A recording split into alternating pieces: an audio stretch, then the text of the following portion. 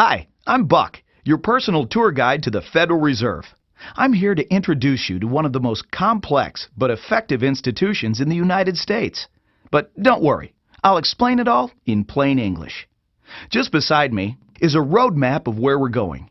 Together, we'll walk through the Federal Reserve System, literally. And along the way, I'll show you just what goes on around here and why it's important. By the end of this tour, you too will be able to explain the Federal Reserve in plain English. There is no other agency of government which can overrule actions that we take. There is no other agency of government which can overrule actions that we take. There is no other agency of government which can overrule actions that we take. That would effectively be a takeover of monetary policy by the Congress, a repudiation of the independence of the Federal Reserve, which would be highly destructive to the stability of the financial system, the dollar, and our national economic situation. The Federal Reserve does not own any gold at all. We have not owned gold since 1934.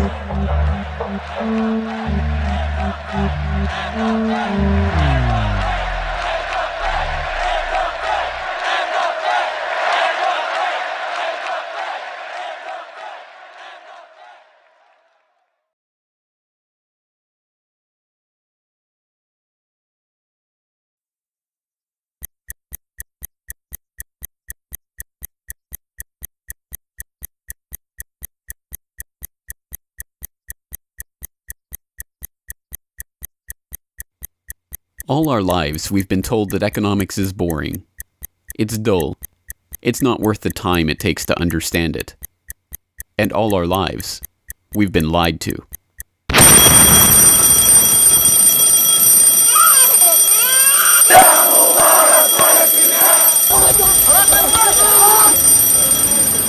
War, poverty, revolution.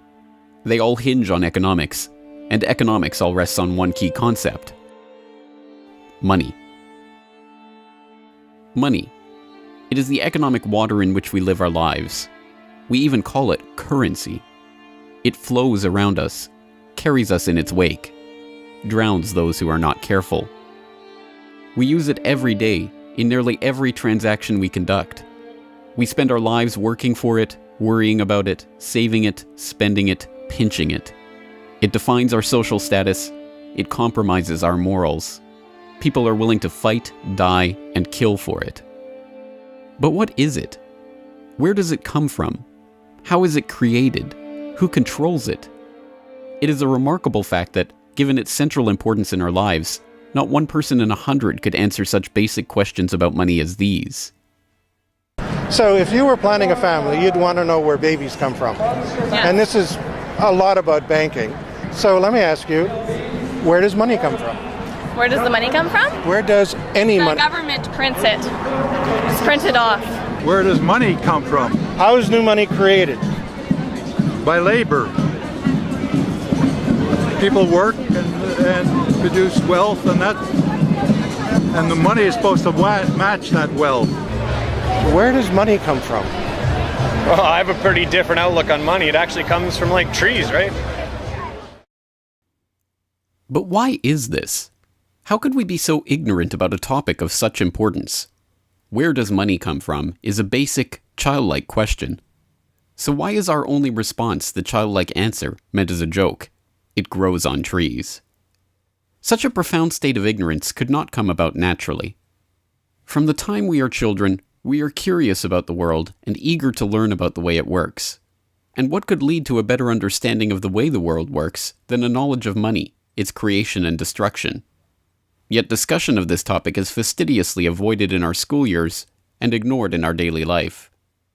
Our monetary ignorance is artificial, a smokescreen that has been erected on purpose and perpetrated with the help of complicated systems and insufferable economic jargon. But it doesn't take an economist to understand the importance of money. Deep down, we all know that the wars, the poverty, the violence we see around us hinges on this question of money. It seems like a 1,000-piece jigsaw puzzle just waiting to be solved. And it is. The puzzle pieces, taken together, create an image of the Federal Reserve, America's central bank and the heart of the country's banking system. Despite its central importance to the economy, relatively few have heard of it, and fewer still know what it is, despite the bank's attempts at self-description. Our economy runs on a complex system of exchange of goods and services, in which money plays a key part. Coin, currencies, savings, and checking accounts, the overall supply of money is managed by the Federal Reserve. Money is the medium through which economic exchanges take place, and money as a standard of value helps us to set prices for goods and services. The job of managing money, monetary policy, is to preserve the purchasing power of the dollar while ensuring that a sufficient amount of money is available to promote economic growth.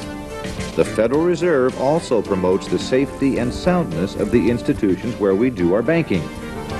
It ensures that the mechanisms by which we make payments, whether by cash, check, or electronic means, operate smoothly and efficiently. And in its fiscal role, acts as the banker for the United States government. Now, these duties comprise the major responsibilities of our central bank. But in order to really understand the Federal Reserve, we must first understand its origins and context. We must deconstruct the puzzle. The first piece of that puzzle lies here, in the White House. This is where the Federal Reserve Act, then known as the Currency Bill, was signed into law after passing the House and Senate in late December 1913. The New York Times of Christmas Eve 1913 described the festive scene. The Christmas spirit pervaded the gathering. While the ceremony was a little less impressive than that of the signing of the Tariff Act on October 3rd last in the same room, the spectators were much more enthusiastic and seized every occasion to applaud. There in the White House that fateful December evening, President Wilson signed away the last veneer of control over the American money supply to a cartel, a well-organized gang of crooks so successful, so cunning, so well hidden that even now, a century later, few know of its existence, let alone the details of its operations. But those details have been openly admitted for decades. Of course, just as we have been taught to find economics boring, we have been taught that this story is boring. This is the way the Federal Reserve itself tells it. The United States was facing severe financial problems. At the turn of the century, most banks were issuing their own currency, called banknotes. The trouble was, currency that was good in one state was sometimes worthless in another.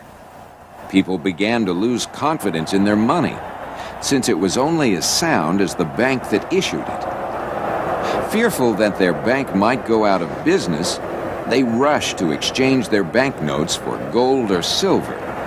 By attempting to do so, they created the Panic of 1907. During the panic, people streamed to the banks and demanded their deposits. The banks could not meet the demand. They simply did not have enough gold and silver coin available. Many banks went under. People lost millions of dollars. Businesses suffered, unemployment rose, and the stability of our economic system was again threatened. Well, this couldn't go on. If the country was going to grow and prosper, some means would have to be found to achieve financial and economic stability. To prevent financial panics like the one in 1907, President Woodrow Wilson signed the Federal Reserve Act into law in 1913. But this is history as told by the victors, a revisionist vision in which the creation of a central bank to control the nation's money supply is merely a boring historical footnote, about as important as the invention of the zipper or an early 20th century hula hoop craze. The truth is that the story of the secret banking conclave that gave birth to that Federal Reserve Act is as exciting and dramatic as any Hollywood screenplay or detective novel yarn, and all the more remarkable for the fact that it is all true. We pick up the story, appropriately enough, under cover of darkness. It was the night of November 22nd, 1910, and a group of the richest and most powerful men in America were boarding a private rail car at an unassuming railroad station in Hoboken, New Jersey.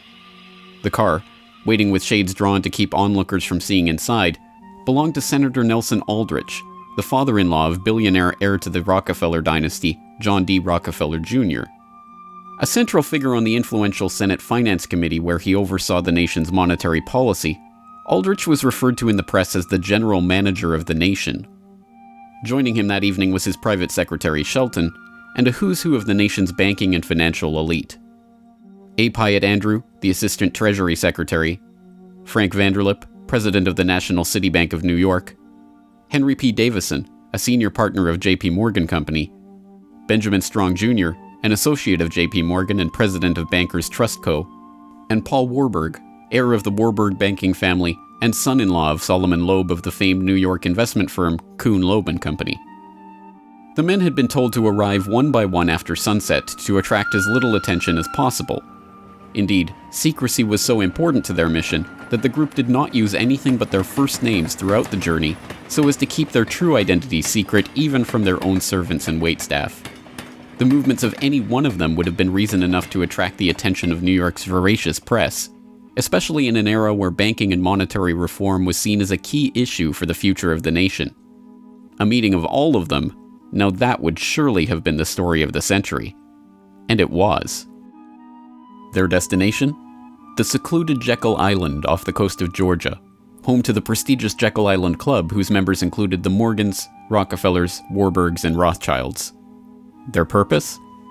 Davison told intrepid local reporters who had caught wind of the meeting that they were going duck hunting. But in reality, they were going to draft a reform of the nation's banking industry in complete secrecy. G. Edward Griffin, the author of the best-selling The Creature from Jekyll Island and a longtime Federal Reserve researcher, explains. What happened is that the banks decided that since there was going to be legislation anyway to control their industry, that they wouldn't just sit back and wait and see what happened and cross their fingers that it would be okay.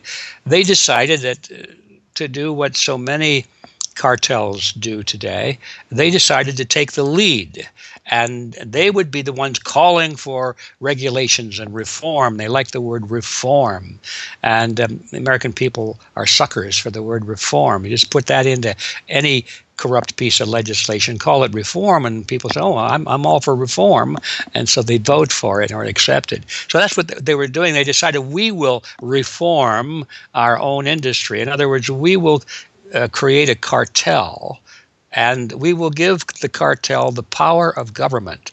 We'll take our cartel agreement so that we can self-regulate to our advantage, and we'll call it the Federal Reserve Act. And then we'll take this cartel agreement to Washington and convince those idiots there to pass it into law. And that basically was the strategy. It was a brilliant strategy. Of course, we see it happening all the time, and certainly in our own day today, we see the same thing happening in other cartelized industry. Right now, we're watching it unfold in the field of healthcare, but at that time, it was banking, all right? And so the banking cartel wrote their own rules and regulations, called it the Federal Reserve Act, got it passed into law, and it was very much to their liking because they wrote it. And in essence, what they had created is a set of rules which made it possible for themselves to regulate their industry, but they went even beyond that. In fact, it's clear to me when I was reading their letters and their conversations at the time and the debates that they never dreamed that Congress would go along and also give them the right to issue the nation's money supply. I mean, not only were they now going to regulate their own industry, which is what they started out as wanting to do, but they got this incredible gift that they didn't dream would be given to them, although they were negotiating for it. And that was Congress gave them the authority to issue the nation's money. And Congress gave away the sovereign right to issue the nation's money to the private banks. And so all of this was in the Federal Reserve Act, and the American people were joyous because they were told and they were convinced that this was finally a means of controlling this big creature from Jekyll Island. Amazingly enough, they were successful, not just in conspiring to write the legislation that would eventually become the Federal Reserve Act, but in keeping that conspiracy a secret from the public for decades. It was first reported on in 1916 by Bertie Charles Forbes, the financial writer who would later go on to found Forbes magazine. But it was never fully admitted until a quarter century later, when Frank Vanderlip wrote a casual admission of the meeting in the February 9, 1935 edition of the Saturday Evening Post. I was as secretive, indeed as furtive, as any conspirator. I do not feel it is any exaggeration to speak of our secret expedition to Jekyll Island as the occasion of the actual conception of what eventually became the Federal Reserve System. Over the course of their 9 days of deliberation at the Jekyll Island Club, they devised a plan so overarching, so ambitious, that even they could scarcely imagine that it would ever be passed by Congress. As Vanderlip put it, discovery of our plan, we knew, simply must not happen, or else all our time and effort would be wasted. If it were to be exposed publicly that our particular group had got together and written a banking bill, that bill would have no chance whatever of passage by Congress. So what precisely did this conclave of conspirators devise at their Jekyll Island meeting? A plan for a central banking system to be owned by the banks themselves, a system which would organize the nation's banks into a private cartel that would have sole control over the money supply itself. At the end of their 9-day meeting, the bankers and financiers went back to their respective offices content in what they had accomplished. The details of the plan changed between its 1910 drafting and the eventual passage of the Federal Reserve Act, but the essential ideas were there. But ultimately, this scene on Jekyll Island, too, is just one piece of a larger puzzle. And like any other puzzle piece, it has to be seen in its wider context for the bigger picture to become visible. To understand the other pieces of the puzzle and their importance in the creation of the Federal Reserve, we have to travel backward in time. The story begins in late 17th century Europe. The 9 Years' War is raging across the continent as Louis XIV of France finds himself pitted against much of the rest of the continent over his territorial and dynastic claims. King William III of England, devastated by a stunning naval defeat, commits his court to rebuilding the English navy. There's only one problem: money. The government's coffers have been exhausted by the waging of the war, and William's credit is drying up. A Scottish banker, William Patterson, has a banker's solution. A proposal to form a company to lend £1 million to the government at 6% plus £5,000 management fee, with the right of note issue. By 1694, the idea has been slightly revised, a £1.2 million loan at 8% plus £4,000 for management expenses. But it goes ahead. The magnanimously titled Bank of England is created. The name is a carefully constructed lie, designed to make the bank appear to be a government entity. But it is not. It is a private bank owned by private shareholders for their private profit, with a charter from the king that allows them to print the public's money out of thin air and lend it to the crown. What happens here at the birth of the Bank of England in 1694 is the creation of a template that will be repeated in country after country around the world.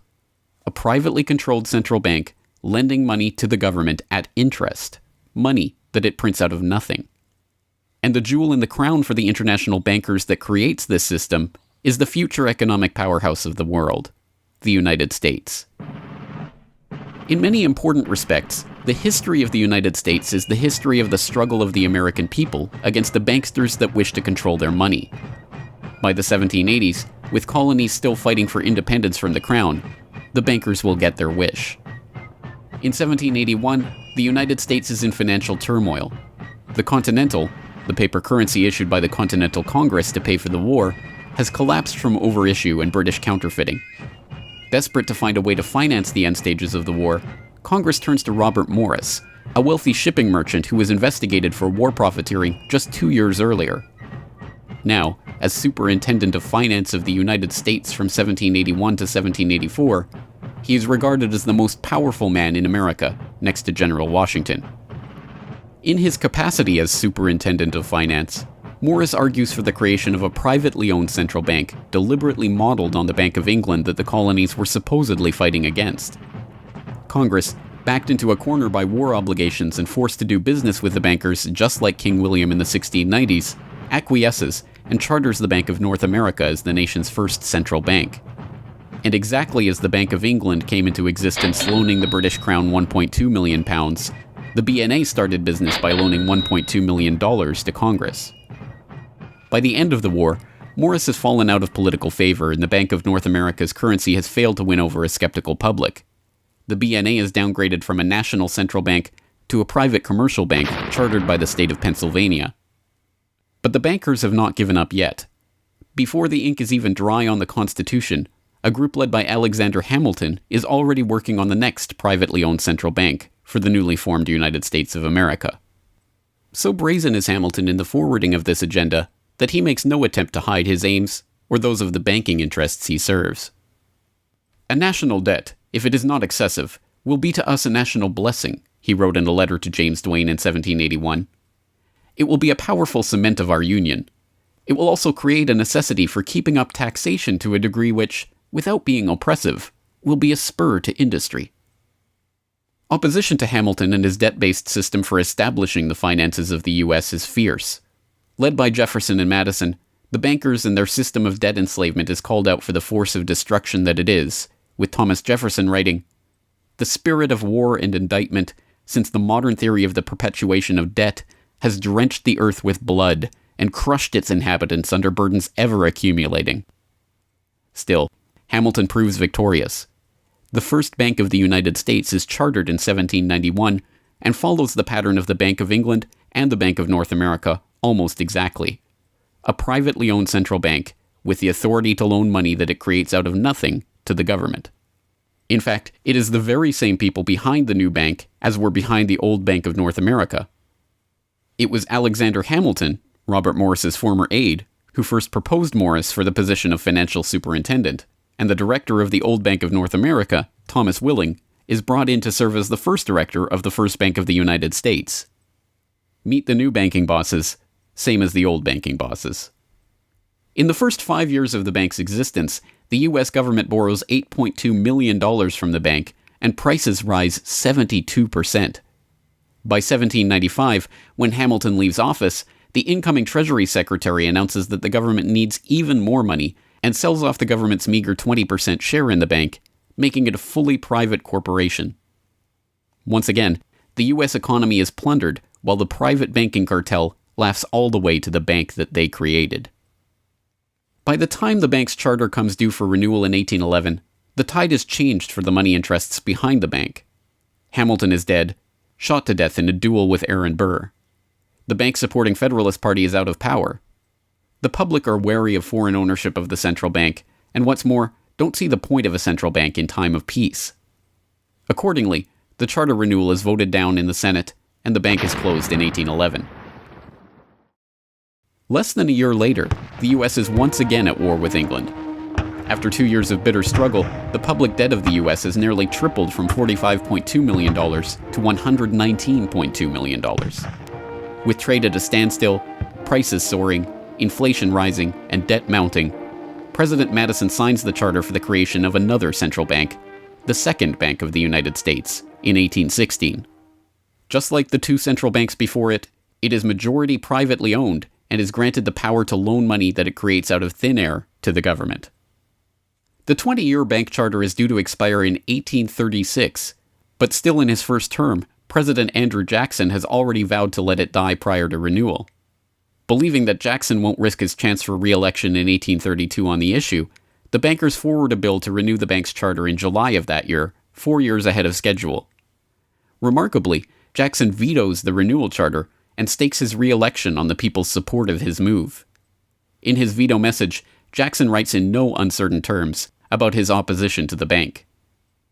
Whatever interest or influence, whether public or private, has given birth to this act, it cannot be found either in the wishes or necessities of the executive department, by which present action is deemed premature, and the powers conferred upon its agent not only unnecessary, but dangerous to the government and country. It is to be regretted that the rich and powerful too often bend the acts of government to their selfish purposes.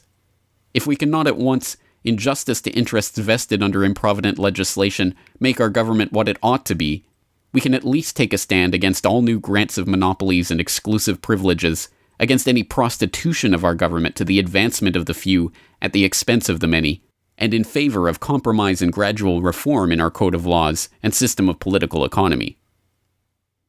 The people side with Jackson, and he's re-elected on the back of his slogan, "Jackson and no bank." The president makes good on his pledge.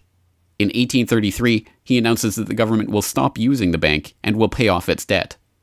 The bankers retaliate in 1834 by staging a financial crisis and attempting to pin the blame on Jackson, but it's no use.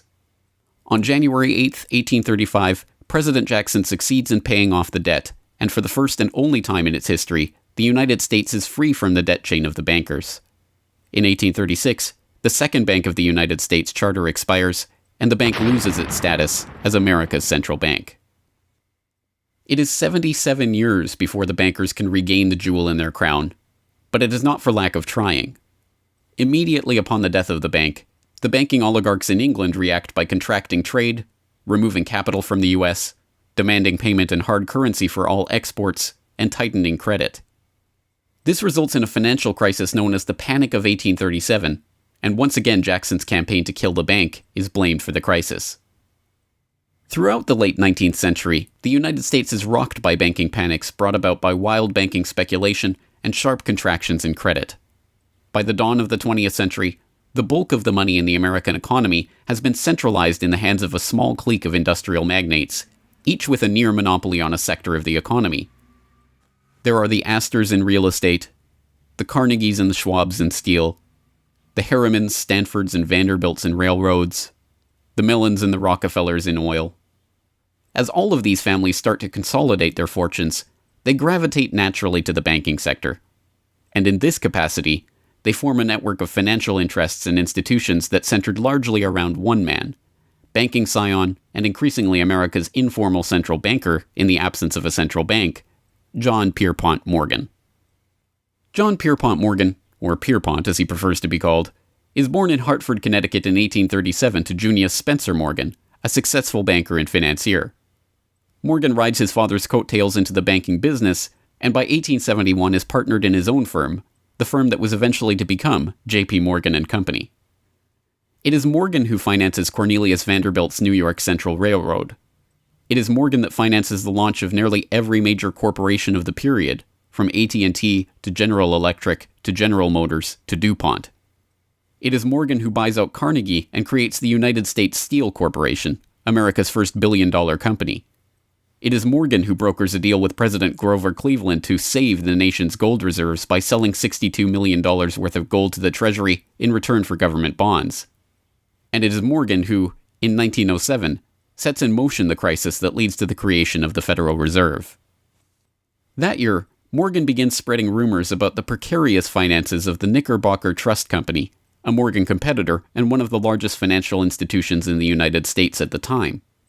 The resulting crisis, dubbed the Panic of 1907, shakes the U.S. financial system to its core. Morgan puts himself forward as a hero, boldly offering to help underwrite some of the faltering banks and brokerage houses to keep them from going under. After a bout of hand-wringing over the nation's finances, a congressional committee is assembled to investigate the Money Trust, the bankers and financiers who brought the nation so close to financial ruin and that wield such power over the nation's finances. The public follows the issue closely, and in the end a handful of bankers are identified as key players in the Money Trust's operations, including Paul Warburg, Benjamin Strong Jr., and J.P. Morgan. Andrew Gavin Marshall, editor of the People's Book Project, explains. At the beginning of the 20th century, there was an investigation following the greatest of these financial panics, which was in 1907. And this investigation was on what was called the Money Trust, which found that three banking interests, J.P. Morgan, National City Bank, and the Citibank of New York, I believe it was, basically controlled the entire financial system. So three banks. And the public hatred towards these institutions was unprecedented. There was an overwhelming consensus in the country for establishing a central bank.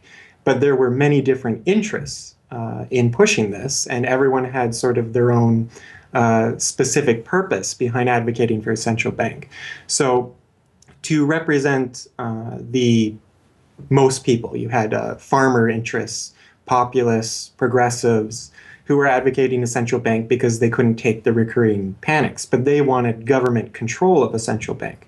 They wanted it to be exclusively under the public control because they despised and feared the New York banks as wielding too much influence. So for them, a central bank would be a way to curb the power of these private financial interests. On the other hand, those same financial interests were advocating for a central bank to serve as a source of stability for their control of the system, also to act as a lender of last resort to them, and so that they would never have to face collapse, but also in order to exert more control through a central bank. The private New York banking community wanted a central bank under the exclusive control of them. There's a shocker. So you had all these various different interests which converged. Of course, the most influential happened to be the New York financial houses, which were more aligned with European financial houses than they were with any other element in American society. The main individual behind the founding of the Federal Reserve was Paul Warburg, who was a partner with Kuhn, Loeb and Company, European banking house. His brothers were prominent bankers in Germany at that time, and he had, of course, close connections with every major financial and really big industrial firm in the United States, and most of those existing in Europe. And he was discussing all these ideas with his fellow compatriots in advocating for a central bank. In 1910, Warburg got the support of a senator named Senator Aldrich, whose family later married into the Rockefeller family. Again, I'm sure just a coincidence, but Aldrich invited Warburg and a number of other bankers to a private secret meeting on Jekyll Island, just off the coast of Georgia, where they met in 1910 to discuss the construction of a central bank in the United States, but one which, of course, would be owned and serve the interests of the private bankers. Aldrich then, in 1911, presented this as the Aldrich Plan or the Aldrich Bill in the U.S. Congress, and it was actually voted out. The public, suspicious of Senator Aldrich's banking connections, ultimately reject the Jekyll Island Cabal's Aldrich Plan. The cabal does not give up, however. They simply revise and rename their plan, giving it a new public face, that of Senator Robert Owen and Representative Carter Glass. In the end, the money trust that was behind the Panic of 1907 uses the public's own outrage against them to complete their consolidation of control over the banking system. The newly retitled Federal Reserve Act is signed into law on December 23, 1913, and the Fed begins operations the next year.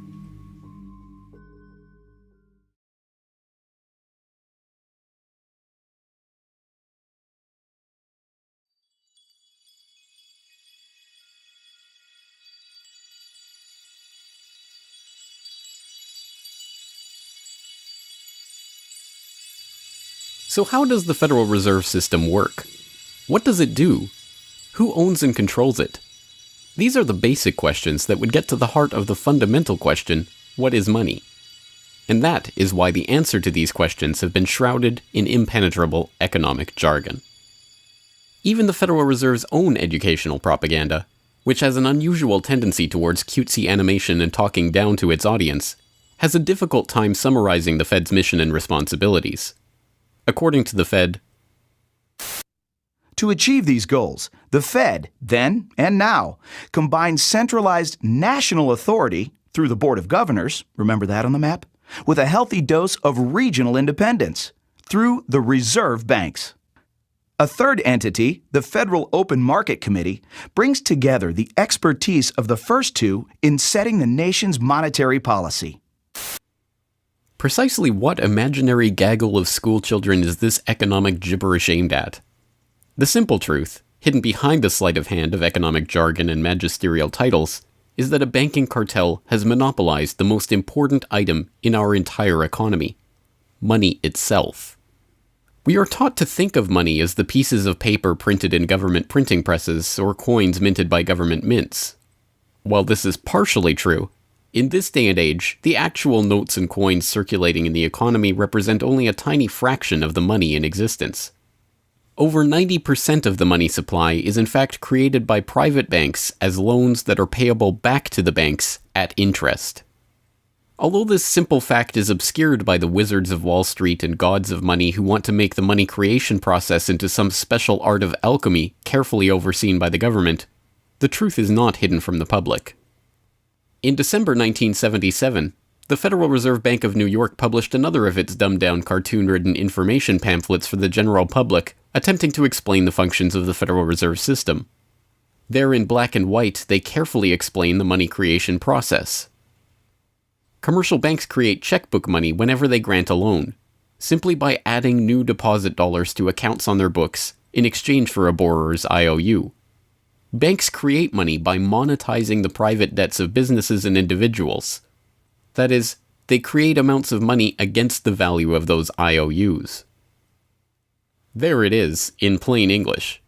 The vast majority of money in the economy, the checkbook money in our accounts at the bank and that we use in our electronic transfers and digital payments, is created not by a government printing press, but by the bank itself.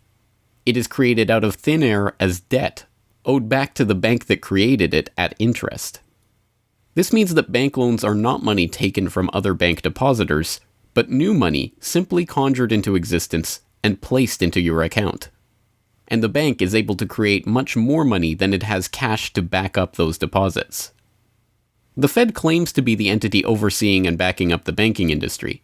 It was established, according to its own propaganda, to stabilize the system and prevent bank runs like the Panic of 1907 from happening again.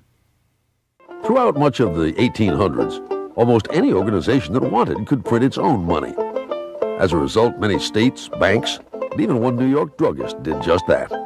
In fact, at one time, there were over 30,000 different varieties of currency in circulation. Imagine the confusion. Not only were there multitudes of currencies, some were redeemable in gold and silver, others were backed by bonds issued by regional governments. It was not unusual for people to lose faith both in the value of their currency and in the entire financial system. With many people trying to withdraw their deposits at once, sometimes the banks didn't have enough money on hand to pay their depositors. Then, when the funds ran out, the banks suspended payment temporarily, and some even closed. People lost their entire savings, and sometimes regional economies suffered. Obviously, something had to be done. And in 1913, something was. In that year, President Woodrow Wilson signed into effect the Federal Reserve Act. This act created the Federal Reserve System to provide a safer and more stable monetary and banking system. If that was indeed its aim, it signally failed to do so in running up one of the greatest bubbles in American history to that point in the 1920s, just a decade after its creation. The popping of that bubble, of course, led directly into the Great Depression and one of the greatest periods of mass poverty in American history. Economists have long argued that the Fed itself was the cause of the Depression by its complete mismanagement of the money supply. As former Federal Reserve Chairman Ben Bernanke admitted in a speech commemorating Fed critic Milton Friedman's 90th birthday, regarding the Great Depression, "You're right, we did it. We're very sorry. But thanks to you, we won't do it again." Price stability is another cited tenet of the Federal Reserve's mandate. But here, too, the Fed has completely failed to live up to its own standards.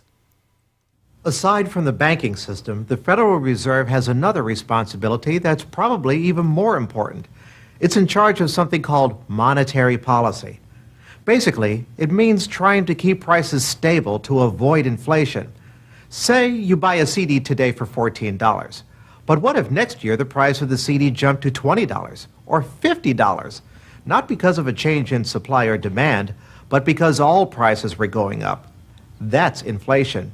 There are a lot of different causes of inflation, but one of the most important is too much money. The Fed can adjust the money supply by injecting money into the system electronically or by withdrawing money from the economy. Think of it. The Federal Reserve has the ability to create money and make it disappear. What's most important is what happens as a result. Anytime the supply of money is altered, the effects are felt throughout the economy. The Fed's methods have changed over time to take advantage of the latest computers and electronics, but its mission remains the same: to aim for stable prices, full employment, and a growing economy. 100 years ago, in 1913, the Fed was created, and we've marked it with a vertical line there. Consumer prices now are about 30 times higher than they were when the Fed was created in 1913. Paper money, too, is the responsibility of the Federal Reserve. Hence, the dollars in circulation are not Treasury notes, not bills of credit, but Federal Reserve notes, debt-based notes backed up, ultimately, by the government's own promise to pay. It's sovereign bonds backed up by the taxpayers themselves. At one time, the Federal Reserve banks were legally required to keep large stockpiles of gold in reserve to back up these notes. But that requirement was abandoned, and today the notes are backed up mostly by government securities. The Fed no longer keeps any actual gold on its books, but gold certificates issued by the Treasury and valued not at the spot price of $1,300 per troy ounce, but an arbitrarily fixed statutory price of $42 2/9 per ounce. But I do have one question. During the crisis or any time that you're aware of, has the Federal Reserve or Treasury participated in any gold swaps arrangements? We don't. The Federal Reserve does not own any gold at all. We have not owned gold since 1934. So we have not engaged in any gold swaps. But it appears on your balance sheet that you hold gold. What appears on our balance sheet is gold certificates. When we turned before 1934, the Federal Reserve did own gold. We turned that over by law to the Treasury and received in return for that gold certificates. If the Treasury entered into, because under the Exchange Stabilization Fund, I would assume they probably have the legal authority to do it. They wouldn't be able to do it then because you have the securities for essentially all the gold? No, we have no interest in the gold that is owned by the Treasury. We have simply an accounting document that is called gold certificates that represents the value at a statutory rate and still that we gave to the Treasury in 1930. And still measured at $42 an ounce, which makes no sense whatsoever. Clearly, there is a discrepancy between what we are led to believe is motivating the Fed and what it actually does. To understand what the Fed is actually intended to do, it's first important to understand that the Federal Reserve is not a bank per se, but a system. This system codifies, institutionalizes, oversees, and undergirds a form of banking called fractional reserve banking, in which banks are allowed to lend out more money than they actually have in their vaults.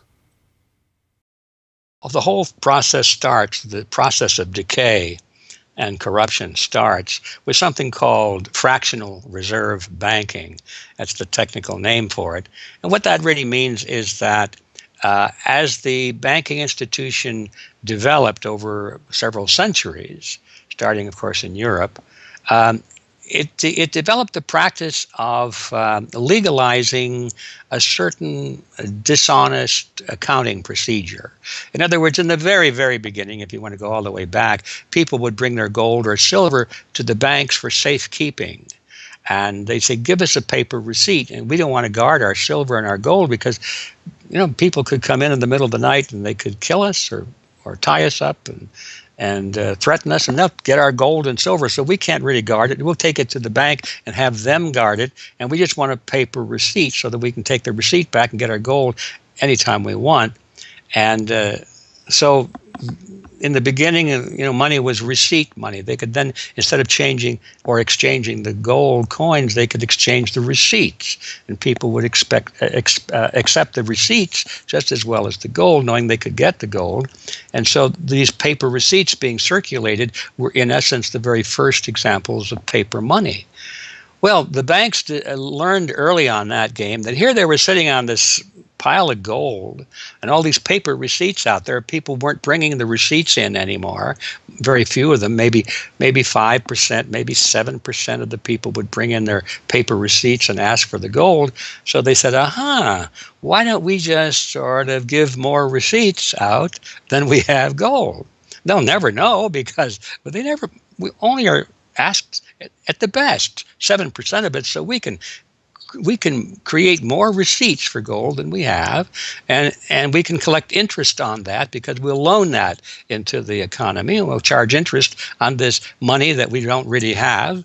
And it's a pretty good gimmick, don't you think? And they, well, yeah, of course. And so that's how fractional reserve banking started. And now it's institutionalized, and they teach it in school.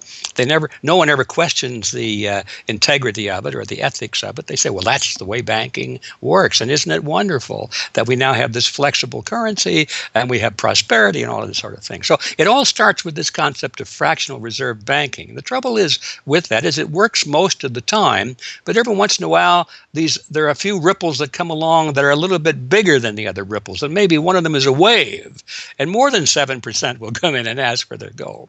Maybe 20% will come in, or 30%. And well, now the banks are embarrassed because the fraud is exposed. They say, well, we don't have your gold.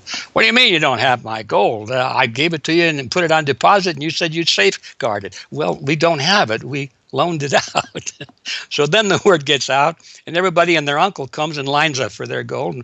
And of course, they don't have it, and the banks are closed. They have bank holidays, and the banks are embarrassed. They go out of business. People lose their savings, and you have these terrible banking crashes that were ricocheting all around the world prior to this time. And that's what caused the concern. One of the things that caused the concern of the American people, they didn't want that anymore. They wanted to put a stop to that. And that was the whole purpose, supposedly, of the Federal Reserve System, is to put a stop to that. But since the people who designed the plan to put a stop to it were the very ones who were doing it in the first place, you can not be surprised that their solution was not a very good one insofar as the American people were concerned. Their solution was to expand it. Not to control it, but to expand it.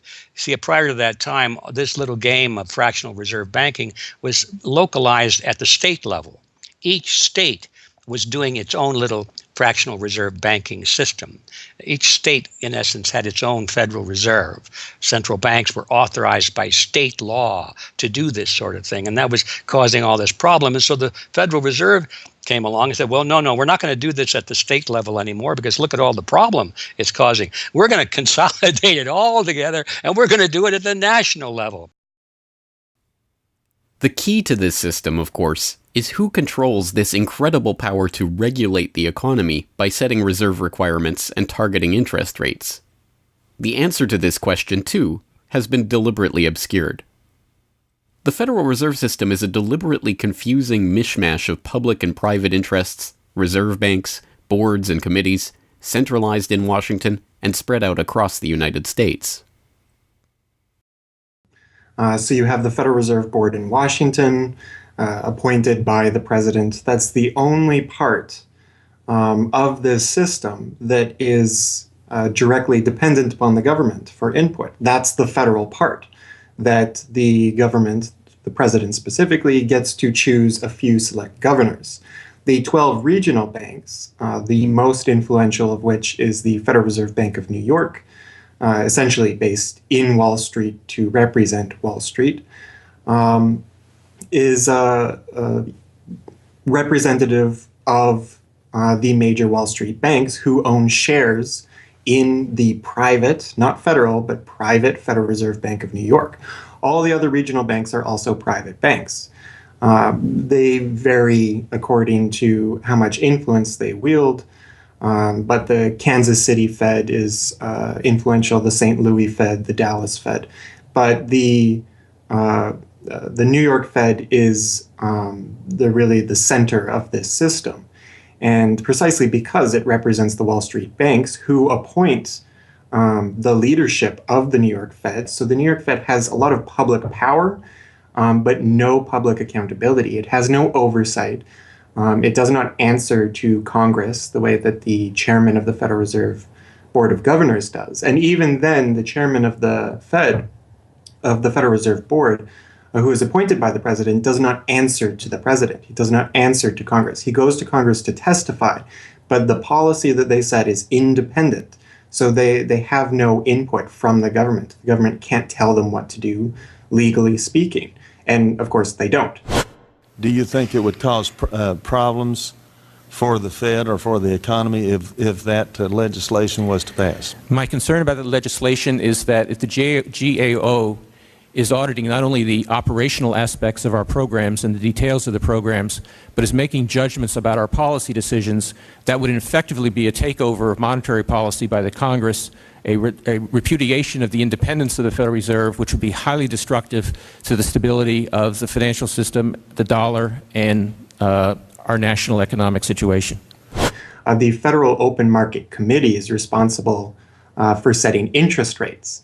Now, this committee, which is enormously powerful, has as its membership the governor and vice chair of the Federal Reserve Board.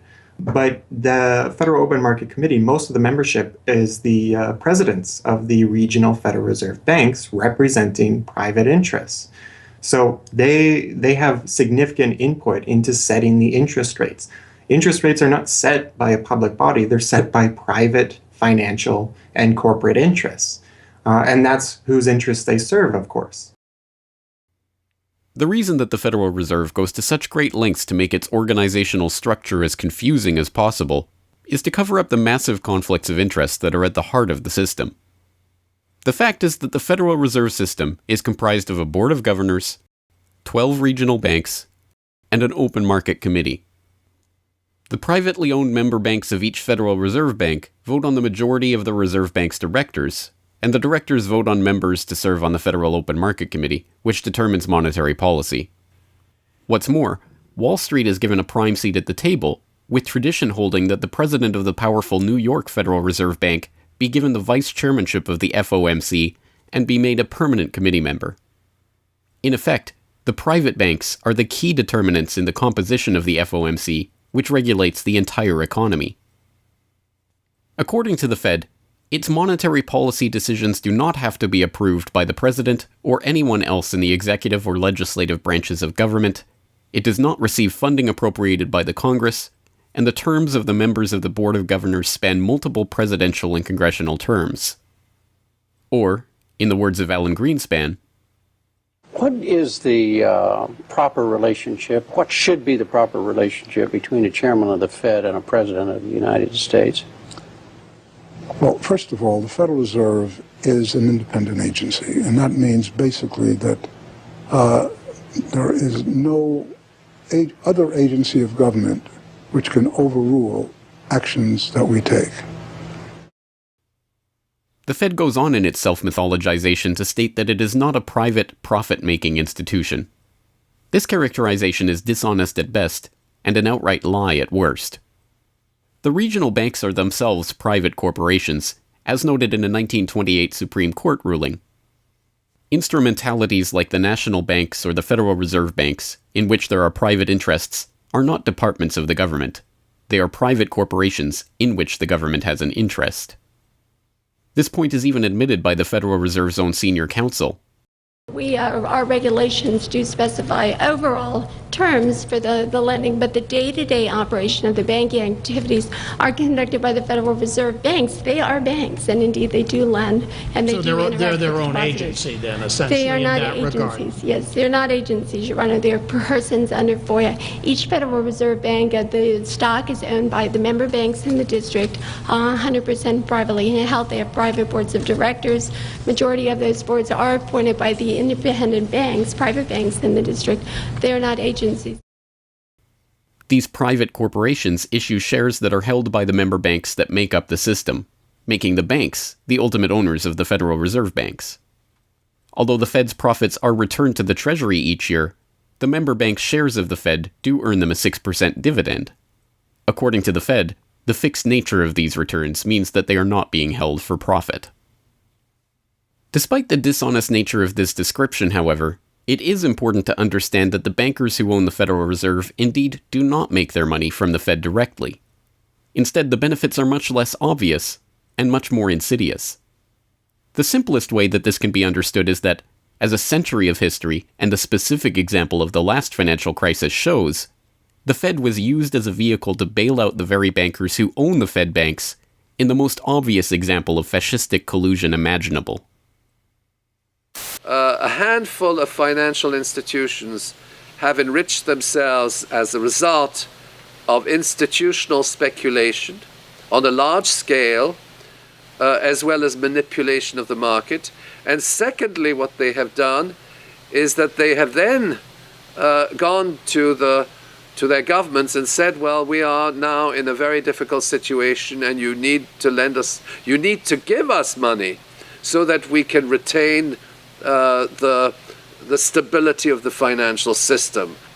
And who actually lends the money or brokers the public debt? The same financial institutions which are the recipients of the bailout. Okay, and so what you have is a circular process. It's a diabolical process. You're lending money. You're not lending money. You're handing money to the large financial institutions, and then this is leading up to a mounting public debt in the trillions. Okay. And then you say to the financial institutions, we need to establish a new set of treasury bills and government bonds, etc., which of course are sold to the public, but they are always brokered through the financial institutions, which establish their viability and so on and so forth. And the financial institutions will probably buy part of this public debt. So that in effect what the government is doing is financing its own indebtedness through the bailouts. It hands money to the banks, but to hand the money to the banks, it becomes indebted to those same financial institutions, and then it says, well, we now have to emit large amounts of public debt. Please, can you help us? And then the banks will say, well, your books are not quite in order.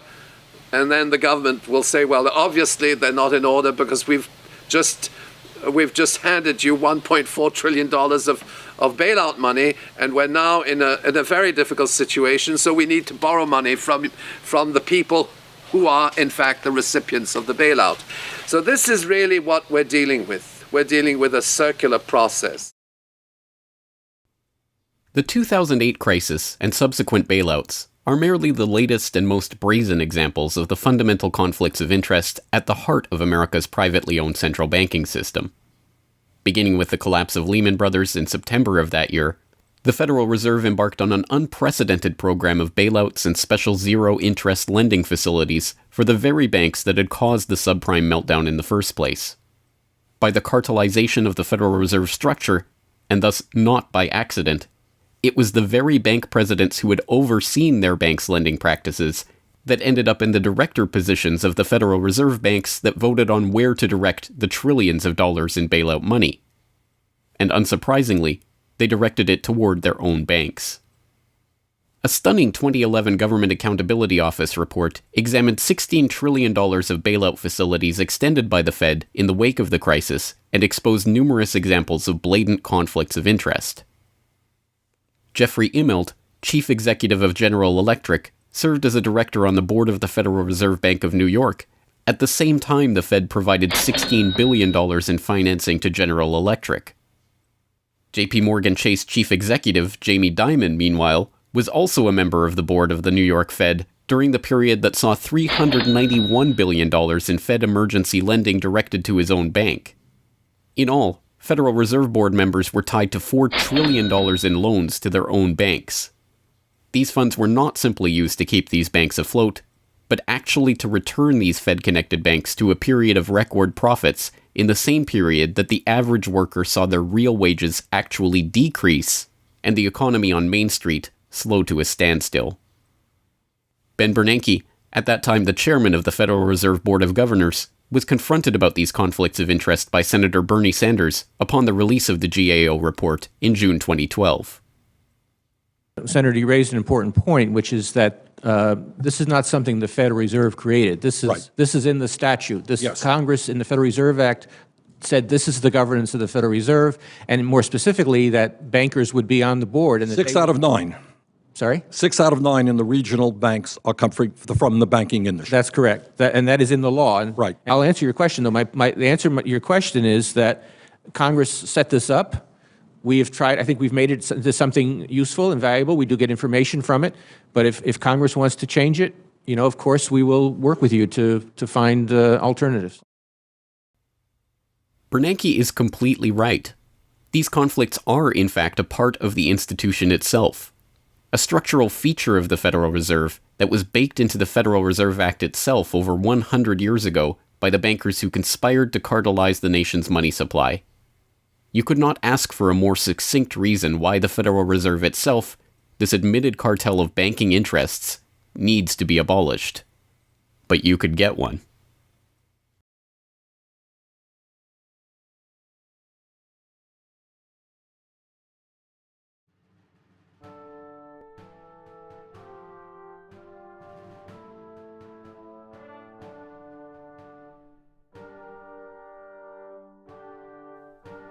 We now know that for centuries, the people of the United States have been at war with the international banking oligarchs. That war was lost, seemingly for good, in 1913, with the creation of the Federal Reserve. With the passage of the Federal Reserve Act, President Woodrow Wilson consigned the American population to a century in which the money supply itself has depended on the whims of the banking cabal. A century of booms and busts, bubbles and depressions, has led to a wholesale redistribution of wealth toward those at the very top of the system. At the bottom, the masses toil in relative poverty, single-income households becoming double-income households out of necessity, their quality of life being slowly eroded as the Federal Reserve notes that pass for dollars are themselves devalued. Worse yet, the fraud itself perpetuates Alexander Hamilton's persistent myth that a national debt is necessary at all. The US is now locked into a system whereby the government issues bonds to generate the funds for their operations, bonds that are backed up by the taxation of the public's own labor. The perpetrators of this fraud, meanwhile, remain in the shadows, largely ignored by a general public that could instantly recognize the latest Hollywood heartthrob or pop idol, but have no clue what the head of Goldman Sachs or the New York Fed does, let alone who they are. This cabal bear allegiance to no nationality, no philosophy or creed, no code of ethics. They are not even motivated by greed, but power. The power that the control of the money supply inevitably brings with it. After a person has all the money in the world that you could possibly use to buy anything you want, what's left to capture your imagination? And the answer, of course, is power. Power over people. Now, money is power over people, but there's another power over people as well, and that is the political power, the social power. And I think this has now become the dominant driving force of these people. They've already got the money. They've got it locked down. Now they're striving for this new world order, as their name for it. They want all of the world into one political unit, which they dominate, not only with money, but with military and psychological means and education and media and propaganda. They want total control over every human on the planet. And by golly, they're moving pretty rapidly in that direction. It did not take long for this lust for power to rear its head. In 1921, just 7 years after the Fed began operations, the same J.P. Morgan-connected banking elite that founded the Federal Reserve incorporated an organization called the Council on Foreign Relations with the goal of taking over the foreign policy apparatus of the United States, including the State Department. In this quest, it was remarkably successful. Although there are only about 4,000 members in the organization today, its membership has included 21 Secretaries of Defense, 18 Treasury Secretaries, 18 Secretaries of State, 16 CIA directors, and many other high-ranking government officials, military officers, business elite, and, of course, bankers. The first director of the CFR was John W. Davis, J.P. Morgan's personal lawyer and a millionaire in his own right. Together with its sister organizations in Britain and elsewhere around the world, these groups would work together toward what they called a new world order of total financial and political control directed by the bankers themselves. As Carroll Quigley, noted Georgetown historian and mentor of Bill Clinton, wrote in his 1966 work, Tragedy and Hope, A History of the World in Our Time, the powers of financial capitalism had a far-reaching aim, nothing less than to create a world system of financial control in private hands, able to dominate the political system of each country and the economy of the world as a whole. This system was to be controlled in a feudalist fashion by the central banks of the world acting in concert, by secret agreements arrived at in frequent private meetings and conferences. The apex of the system was to be the Bank for International Settlements in Basel, Switzerland, a private bank owned and controlled by the world's central banks, which were themselves private corporations. This is why the bankers and their partners in government and business conspired to bring about the 2008 crisis. Not for the pursuit of money, but power. In the same way the bankers used the panic of 1907 to consolidate their control over the money supply, they hope to use the 2008 crisis and subsequent panics, which they themselves have created, to consolidate their political control. The International Summit for the Global Financial Crisis has been expanded from G7 to G20 because the leading 7 developed countries cannot solve the crisis alone. This expanded meeting raises the question whether a new global financial system will be created. So is this some sort of a new world order, which Gordon Brown kind of alluded to? British Prime Minister Gordon Brown has described the quote-unquote guiding principles to be addressed at the summit. They are transparency, sound banking, responsibility, integrity, and get this, global governance, unquote. I think a new world order is emerging, and with it the foundations of a new and progressive era of international cooperation. The inevitable conclusion, one that flows necessarily from the true understanding of this situation, is that the Federal Reserve System needs to be consigned to the dustbin of history. After a century of enslavement, it is time for the American public to finally throw off the bankers' debt chains. If there was ever a point in human history to start questioning alternatives, this would be it. And to think that where we are and simply say, oh, well, this is the best of our options. How many of the best options lead to self-destruction? Doesn't sound like a best option. I think that with a world of 7 billion people, we can probably come up with something better than a system in which a few thousand people benefit so much at the expense of everything else on this world, and at the expense of the potential for the future of mankind. They're leveraging our future. And so long as we accept this way of thinking, so long as we accept these institutions as having dominance, that's the direction we'll be going. So I think reform is a good way to try and stall and to push back directly against the expanding and evolving power structures.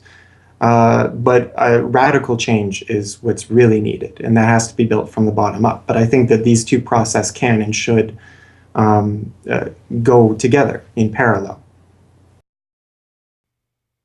If you've made it this far, congratulations. You are now better informed on the economic history of the United States and the truth about the Federal Reserve than 99% of the population. If you do nothing else, then just working to get those around you educated on this information alone will have a profound effect. Once they learn of the scam, many are motivated to do something about it, and they, in turn, inform others. This is the viral nature of suppressed truth, and it is the reason that more people are aware of and energized by the issue of the Federal Reserve and the nature of money than ever before. Perhaps even more amazingly, this movement is spreading to other parts of the globe.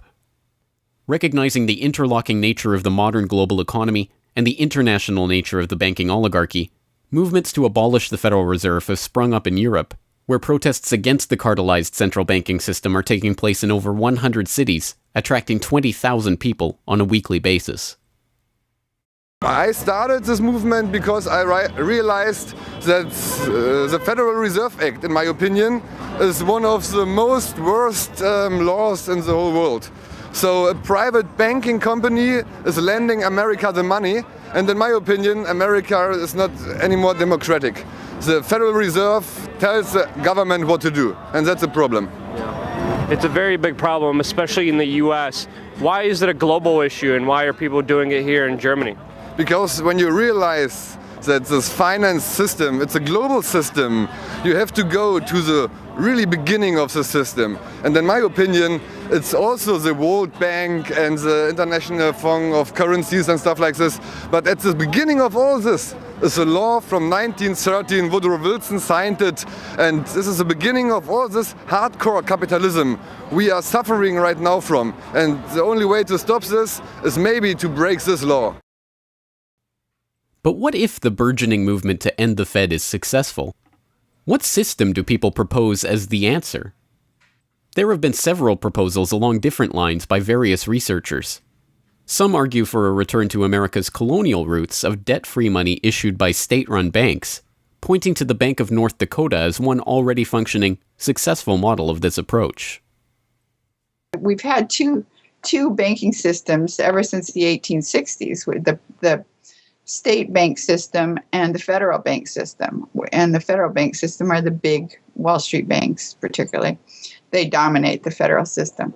So they're taking over right now. I mean, in California, we don't even have any local banks where I am. They're now, we had two, and I had accounts in both of them, and they're now, one of them is Chase Bank, and the other is U.S. Bank. So they're both big Wall Street banks now. They've been taken over. So if you can keep, it's the local banks that have an interest in serving the local business. The big banks have no interest in making loans to local business. It's too risky. Why should they bother? They've got this virtually free money they can get from the Fed and from each other, and it's much more lucrative to them either to speculate in commodities or other things abroad, or what works very well for them is to buy long-term government bonds at 3%, because these have no capital requirement. The capital requirement for government bonds are zero. So they can buy all of those that they want.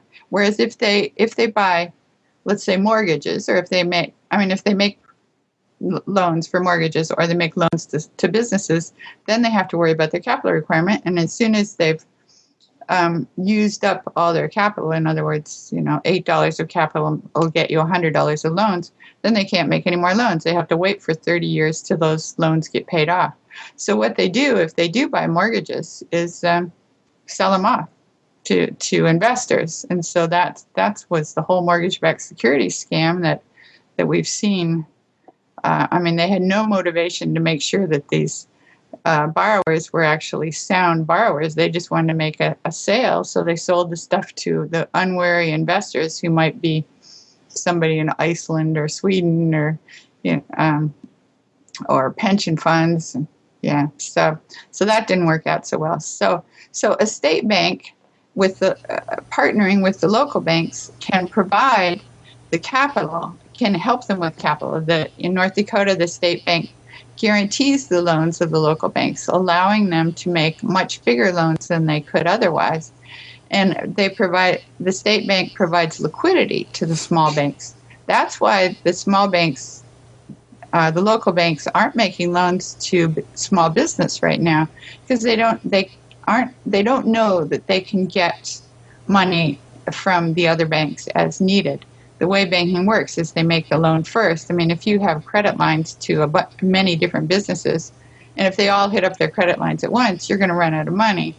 So you don't dare do that unless you know that you can get short-term loans from the other banks. And what's happening right now, even though there's $1.6 trillion in excess reserves sitting on the books of the big banks, they're not available to the little banks. And the reason is because the Fed is paying 0.25% interest on those reserves. So the banks have no incentive to lend them to the little banks. Why let go of them when you can make just as much keeping them, and then you still have your reserves, and you can use them as collateral to buy bonds or something that'll make you more money. So the whole system is messed up. And in North Dakota, the Bank of North Dakota provides the liquidity for these local banks. Others advocate a decentralized system of alternative and competing currencies that greatly reduce or even eliminate altogether the need for a central bank. Well, 22 years ago in Ithaca, New York, I noticed that a lot of people, friends particularly, had skills and time that were not being employed or respected by the prevailing economy. And while we had much desire to create things and trade them with each other, and many services we could provide to each other. We didn't have the money. So, since I have a background in graphic design, journalism, and arrogance, I went to my computer and designed paper money for Ithaca, New York. Designed pretty colorful money, with pictures of children, waterfalls, and trolley cars, and denominated in hours of labor. 1 hour note, half hour, quarter, eighth hour note, 2 hour note, and then began to issue to each of the pioneer traders who had agreed to be listed in the directory a specific starter amount. And the game began. An hour has been worth an hour of basic labor, or $10 US, which at that time, 20 years ago, was double the minimum wage. People who usually expect more than $10 per hour of their service can charge multiple hours per hour, but the denomination puts between us as residents of our community that reminder that we are fellow citizens, not merely winners or losers scrambling for dollars. And it introduces us to each other on the basis of these skills and services that we have, that we are more proud to provide for each other than often is the case with a conventional job, just the stuff we have to do to get the money to pay the bills. So through that trading process, that more intimate scale process within the community, we're more easily able to become friends and lovers and political allies. It's an inspiring story, and tell people about how much money has circulated through this community. I mean, it's important for people to understand just how successful this has been. Because we're not a computer system, we don't have a specific volume of trading recorded, but by the grapevine, by phone surveys, and over the years watching the money move, we were able to guess very reliably at several $1 million equivalent of this money has transacted over those years, making loans without charging interest up to $30,000 value, which is the fundamental monetary revolution in our system. Then as well, making grants of the money to over 100 community organizations. Some argue for currencies whose mathematical nature prevent them from being merely conjured into existence whenever a federal government wants to wage another war of aggression or forge another link in the seemingly endless train of governmental tyranny and abuse. What people have to understand about Bitcoin is that it's a completely decentralized network. There's no central server, there's no controlling company, there's no office. It's just free software that anyone can download and start running on their computer anywhere in the world. And that the Bitcoins themselves can be transferred to or from anyone, anywhere in the world. And it's impossible for any bank or government or entity to block you from sending or receiving those Bitcoins. There's a limited supply of those Bitcoins. There will never, ever, ever be more than 21 million Bitcoins. And so because, like everything, the price is set based on supply and demand, because the supply of Bitcoins is limited and the demand is increasing as more and more people start to use them and more websites start to accept them, the price of Bitcoins in terms of dollars is going to have to increase even a lot more than the $500 per Bitcoin that it is today. Are there any drawbacks at all to the idea of using a cryptocurrency? If you're part of the current power elite that can just print money at will to spend on whatever you feel like, then yeah, the world switching over to Bitcoin is probably not going to benefit you. But if you're one of the normal people that aren't working for the Federal Reserve or any central bank that's printing money to pay to your friends and that sort of thing, then a Bitcoin world is a wonderful thing for you. Sound money, cryptocurrencies, state banks, LETS programs, self-issued credit. These and many other solutions have all been proposed, and many of them are in use in different localities today. Information on all of these ideas and how they are being applied in various parts of the world are widely available online. The point is that the question of what money is and how it should be created is perhaps the single greatest question facing humanity as a whole, and yet it is one that has been almost completely eliminated from the national conversation. Until recently. End the Fed! End the Fed!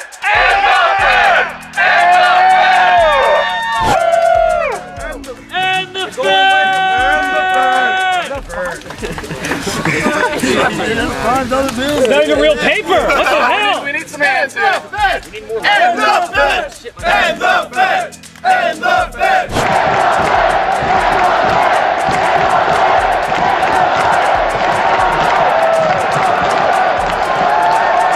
I haven't even gotten to that part yet. Will you do it again when I get to that part?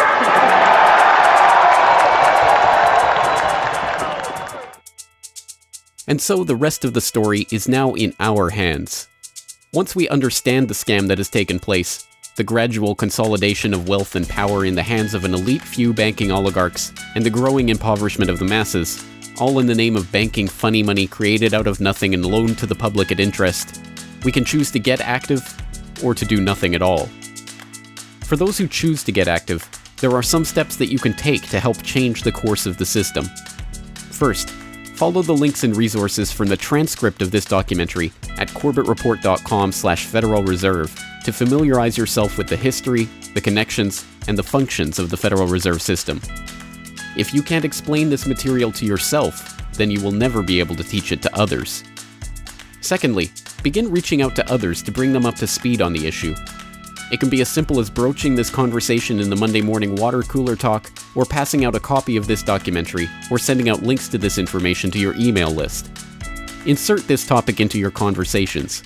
When people start talking about the national debt, or the state of the economy, or other political talking points, get them to question the roots of these issues, and why there is a national debt at all. Thirdly, when you are able to find or create a group of like-minded people in your area who are engaged with the issue, start a study group on the issue and its solutions. The study group can help source alternative or complementary currencies in the local area, or, if none exist already, the group can form the basis for a community of local businesses and customers who are willing to start experimenting with ways to wean themselves off of the Federal Reserve notes. Fourthly, use the resources at corbettreport.com, including the Federal Reserve information flyer, or hold DVD screenings, to attract interest in your group and draw others into studying the true nature of the monetary system. The work of building up an alternative to the current system can seem daunting, even at times overwhelming. But it is important to keep in mind that the Federal Reserve System that seems so monolithic today has only been around for 1 century. Central banks have been defeated in America before, and they can be defeated again. The question of how we decide to change this system is not rhetorical. It will either be answered by an informed, engaged, active population working together to create viable alternatives and to dismantle the current system, or it will be answered by the same banking oligarchy that has been controlling the money supply, and indeed the lifeblood of the country, for generations. Now, 1 century after the creation of the Federal Reserve System, we have a choice to make. Whether the next century, like the one before it, will be a century of enslavement, or, transformed by the actions and choices that we make in the light of this knowledge, a century of empowerment.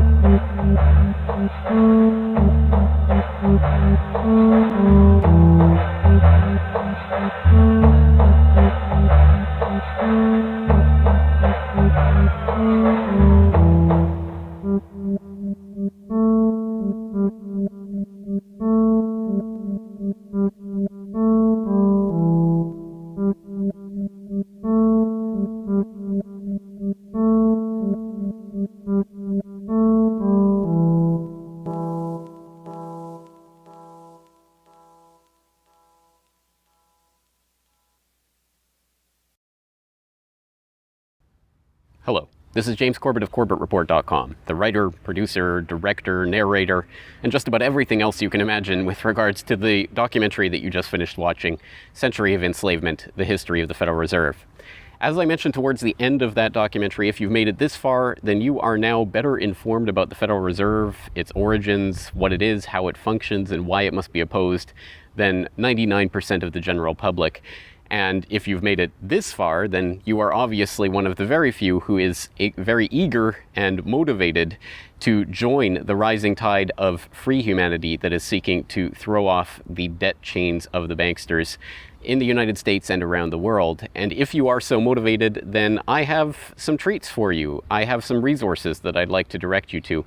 As I mentioned again towards the end of that documentary, there are some resources up at corbettreport.com that I hope will help you in your quest to better inform yourself and better inform others about the Federal Reserve System.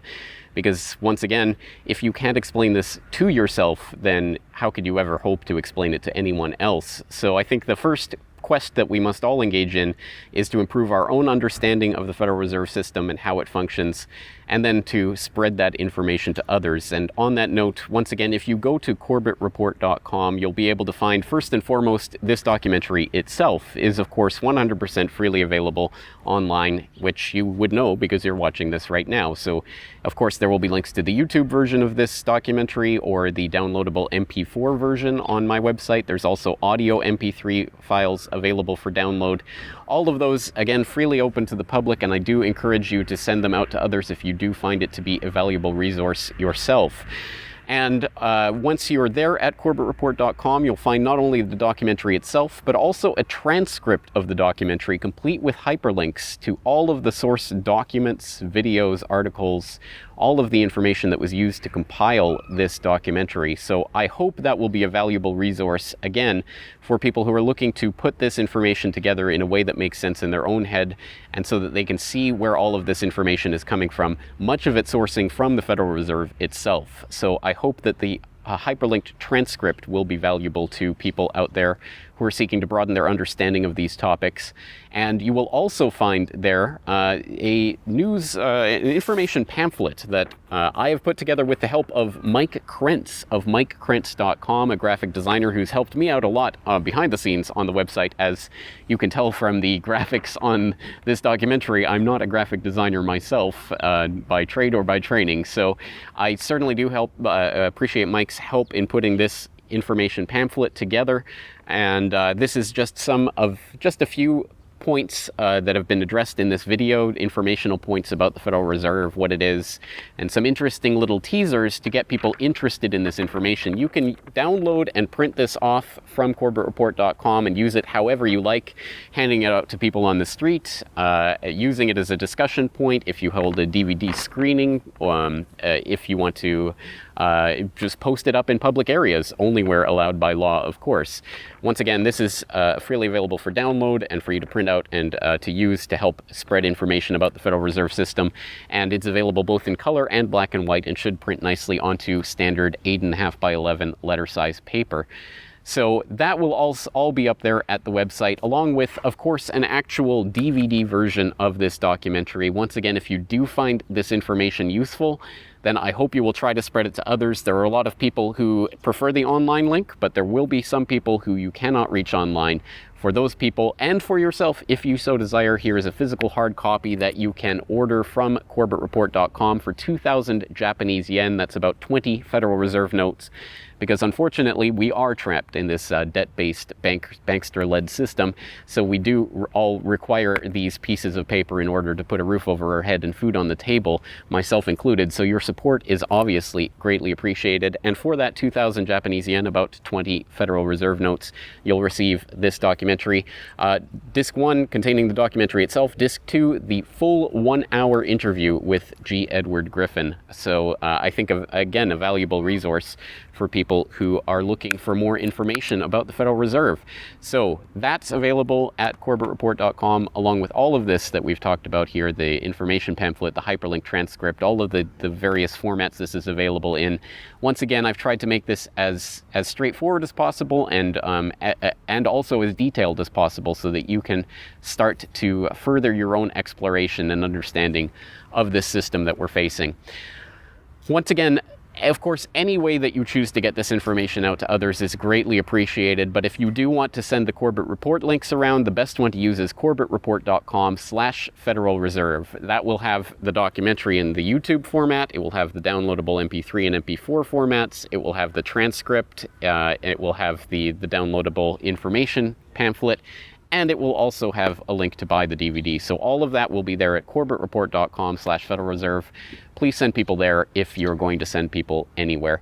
So once again, I really do salute you for taking time out of your busy day, out of your schedule, to devote yourself to watching and learning and understanding this material, and to helping spread this information and awareness to others, because it is only together that we will ever be able to form the movement that will ultimately turn the tide against the banksters and defeat the Federal Reserve and all of the similarly privately controlled central banks all around the world. So once again, thank you for your time and attention. I'm James Corbett of CorbettReport.com.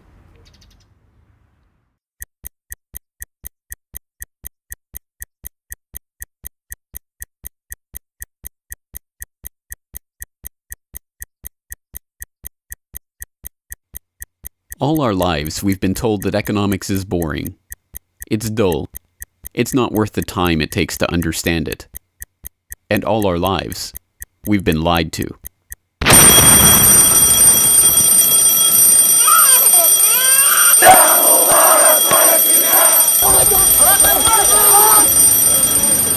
War, poverty, revolution. They all hinge on economics, and economics all rests on one key concept.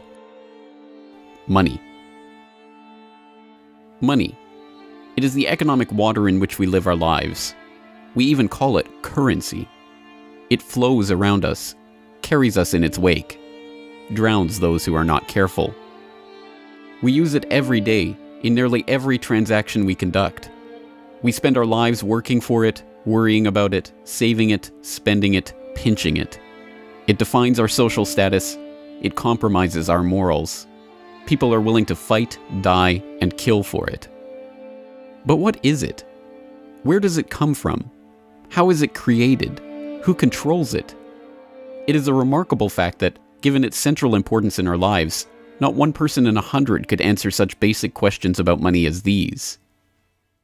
So if you were planning a family, you'd want to know where babies come from. Yeah. And this is a lot about banking.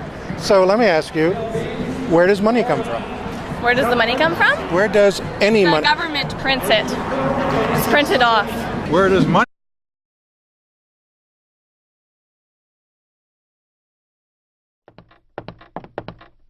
Hi, I'm Buck, your personal tour guide to the Federal Reserve. I'm here to introduce you to one of the most complex but effective institutions in the United States. But don't worry, I'll explain it all in plain English. Just beside me is a roadmap of where we're going. Together, we'll walk through the Federal Reserve System, literally. And along the way, I'll show you just what goes on around here and why it's important. By the end of this tour, you too will be able to explain the Federal Reserve in plain English. There is no other agency of government which can overrule actions that we take. There is no other agency of government which can overrule actions that we take. There is no other agency of government which can overrule actions that we take. That would effectively be a takeover of monetary policy by the Congress, a repudiation of the independence of the Federal Reserve, which would be highly destructive to the stability of the financial system, the dollar, and our national economic situation. The Federal Reserve does not own any gold at all. We have not owned gold since 1934.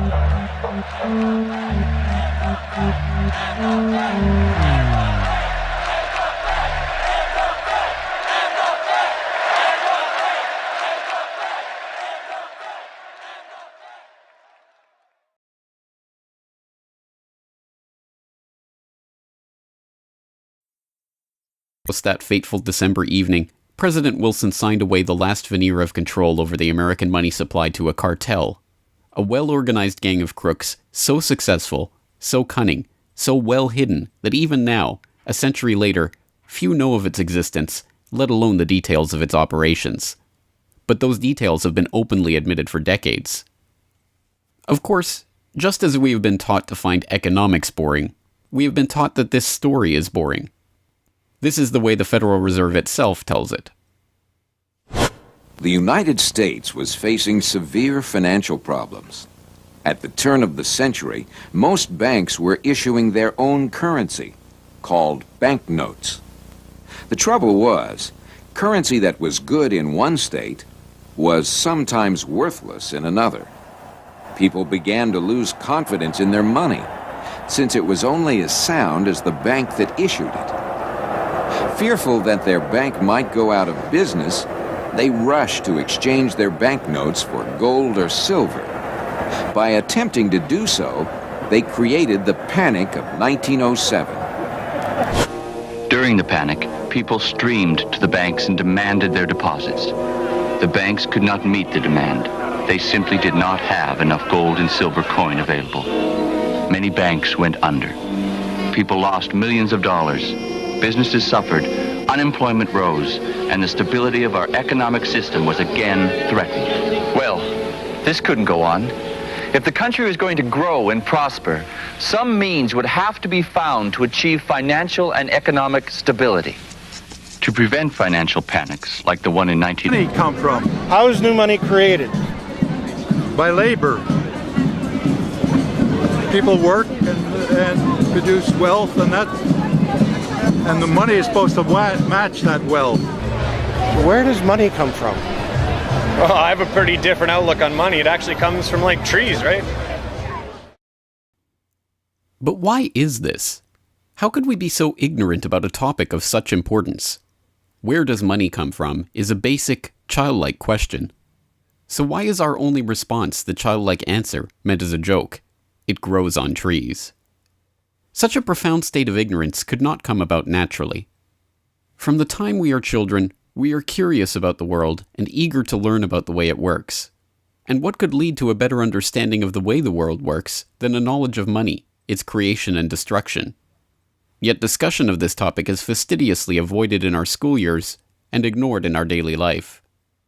Our monetary ignorance is artificial, a smoke screen that has been erected on purpose and perpetrated with the help of complicated systems and insufferable economic jargon. But it doesn't take an economist to understand the importance of money.